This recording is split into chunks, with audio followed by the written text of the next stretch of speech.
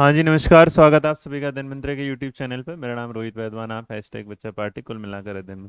तो पीछे आपने देखा, मैंने जो दो थंबनेल में दो ये आपके बढ़िया सी इमेज लोगो दिख रहे होंगे। एक जो लोगो है DTPSB का है, दूसरा जो लोगो है वो क्या है, स्टाफ सिलेक्शन कमीशन SSC का है। तो अभी कुछ दिनों तक परेशान क्या थे कि DTPSB में आपने देखा होगा जो एज क्राइटेरिया है वो वुमेन्स के लिए घटा दिया गया था। उसके बाद नया गजट भी आ जाता है। फिलहाल एक CGL का नोटिफिकेशन आता है 2023 का, उसमें पता चलता है कि जो एज है जो जनवरी से होनी चाहिए थी वो वहाँ से हटा दी। इसका मतलब वहाँ से बहुत सारे कैंडिडेट निकल गए।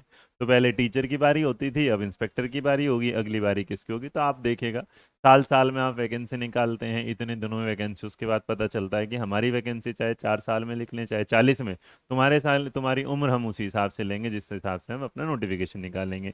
आप ये नहीं देखने का पिछले 3-4 सालों में आपने निकाला है कि नहीं निकाला।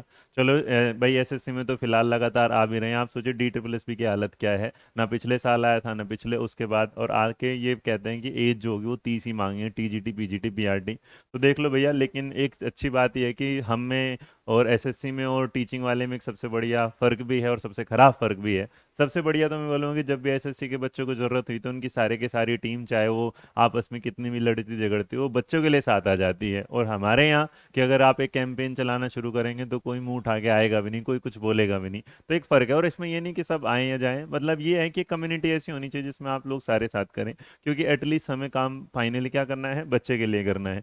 दूसरी अगर देखो तो एज क्राइटेरिया क्या होता जा रहा है, एज हमेशा बच्चों के लिए क्या है, मौके जो चांसेस हैं वो क्या होते जा रहे हैं, कम होते जा रहे हैं। क्योंकि आप एज बिल्कुल, आपको बच्चा चाहिए बिल्कुल जवान, एकदम बिल्कुल तंदुरुस्त चाहिए कि बिल्कुल एकदम आज ही पास हुआ और आज ही भर्ती हो जाए। लेकिन तुम उस बच्चे को भूल जाते हो जो 3-4 सालों से लगातार मेहनत कर रहा है, और उसके बाद आपने अचानक से डेट निकाली और उसका ये दे दिया कि भैया तू बुजुर्ग हो गया, तो इस फॉर्म को नहीं भर सकता, और वो बेचारा कुछ कर भी नहीं सकता। टीचिंग में अगर जाओगे, टीचिंग में आप निकालते हो कि 30 साल, सब्जेक्ट कॉम्बिनेशन आप ऐसे ऐसे मांग लेते हो कि उन सब्जेक्ट कॉम्बिनेशन को मैच करते करते बच्चा पागल हो जाता है, हजार लोगों से पूछता है, फिर उसे लगता है कि क्यों उसने BA किया था, क्यों उसने BSc करा। और BCom वाले तो कहते हैं मैंने क्यों इस कॉम में अपना एडमिशन कर लिया था।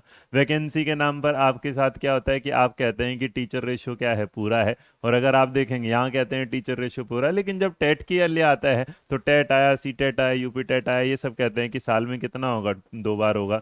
मतलब जहां से आपको देना है वहां से आप कुछ नहीं करेंगे, जहां से आपको लेना है वहां बार बार होगा। और हम भी इस काम को करते जा रहे हैं कि हम इन चीज़ों के ढकोसले में आते हैं और फिर ये काम करते जाते हैं। तो देखिएगा, थोड़ा सा इस बारे में विचार करिएगा, सारे लोग एक सहमत होके या एकजुट होके आइए, ताकि एटलीस्ट हमें भी ना एक पर्टिकुलर जो साल का कैलेंडर हो मिलना शुरू हो, और टीचिंग में भी ऐसा एक बदलाव आए जिस बदलाव के साथ ना ये एटलीस्ट हमें लगे कि हम जो तैयारी कर रहे हैं उसका एक मोटिवेशन मिलता रहे कि हाँ भाई अगर इस बार सिलेक्शन है तो अगली बार भी आ जाएगा, क्योंकि लगातार आ रहे हैं। और अगर इस बार ये लगा कि इस बार अगर हम फॉर्म नहीं भर पाए तो अगली बार फॉर्म भर देंगे। इतनी तो हम कौन सा तुमसे 10-12 साल मांग रहे हैं, लेकिन 5-10 साल जो मिल रहे हैं उसे तो प्रॉपर मौके दे दो। आप प्रॉपर मौके ही नहीं आते, हर जगह प्रॉपर वैकेंसी आती है, पता नहीं टीचिंग में क्यों नहीं वैकेंसी।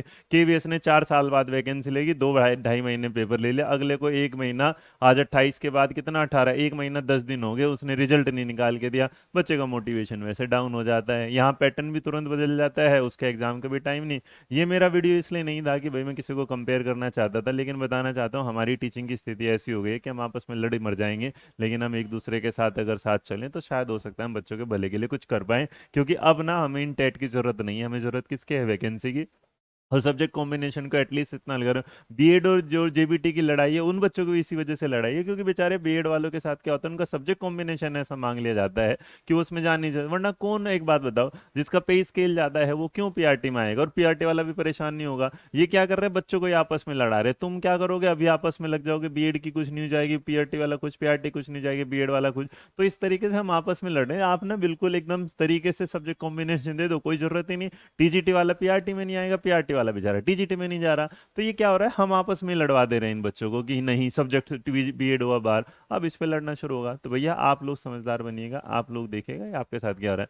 ये मेरी वीडियो शायद आपको ना पसंद आए, ना पसंद आए तो आप डिसलाइक दबा दीजिएगा, पसंद आए तो लाइक दबा दीजिएगा। और किसी का कुछ मन ना करे तो तुम देख तो लोगे, व्यू अपना बढ़ जाएगा, और व्यू के बढ़ने के बाद कुछ लोग नीचे कमेंट करने आएंगे कि इससे लाखों छापते हैं, बेरोजगार लोगों को बेवकूफ़ बनाते हैं। मैं कहता हूँ मैं आइडिया देता हूँ आपको, आप भी ऐसी वीडियो बनाइएगा, एटलीस्ट आपके व्यूज आएंगे तो लोगों तक कुछ खबर तो पहुंच पाएगी।